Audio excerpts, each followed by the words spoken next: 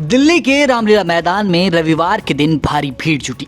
सरकारी कर्मचारियों ने पुरानी पेंशन स्कीम को दोबारा लागू करने की मांग को लेकर सरकार के खिलाफ विरोध प्रदर्शन किया। आखिर नई पेंशन स्कीम में सरकार ने ऐसा क्या किया कि इन लोगों को इतना बड़ा हल्ला बोल करना पड़ा। इस रिपोर्ट में हम आपको बताने जा रहे हैं क्या है पुरानी पेंशन स्कीम और नई पेंशन स्कीम में कितना अंतर है।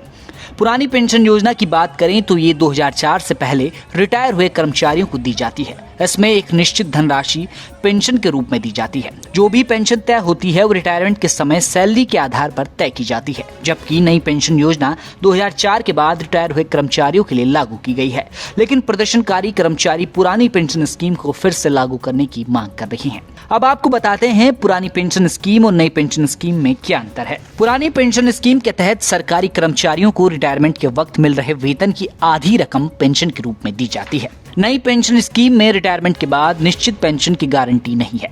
पुरानी पेंशन स्कीम में कर्मचारियों के वेतन से पेंशन के लिए कोई पैसा नहीं कटता। नई पेंशन स्कीम में ऐसा नहीं है। इसमें कर्मचारियों की बेसिक सैलरी और डीए का 10% हिस्सा कटता है। ओपीएस में 6 महीने बाद महंगाई भत्ता बढ़ाने का प्रावधान है। नई पेंशन स्कीम में महीने बाद महंगाई भत्ते में बढ़ोतरी का प्रावधान नहीं है।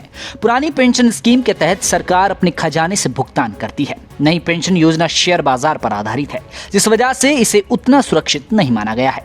ओल्ड पेंशन स्कीम में 20 लाख रुपए तक ग्रेजुइटी मिलती है। नई पेंशन टैक्स कटौती के तहत भी आती है।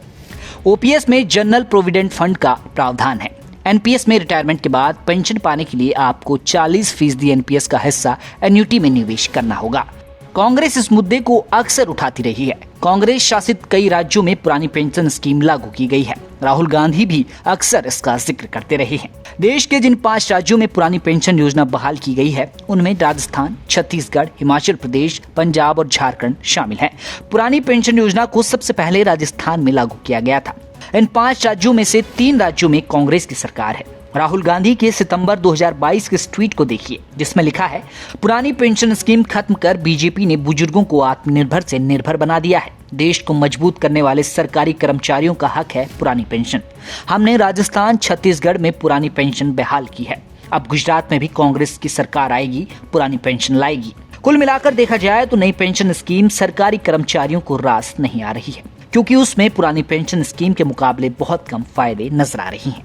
अब ऐसे में देखना होगा कि विधानसभा और लोकसभा चुनाव से ठीक पहले ये एक बहुत बड़ा मुद्दा न बन जाए। सरकार का इस पर क्या फैसला होता है, ये भी देखने वाली बात होगी।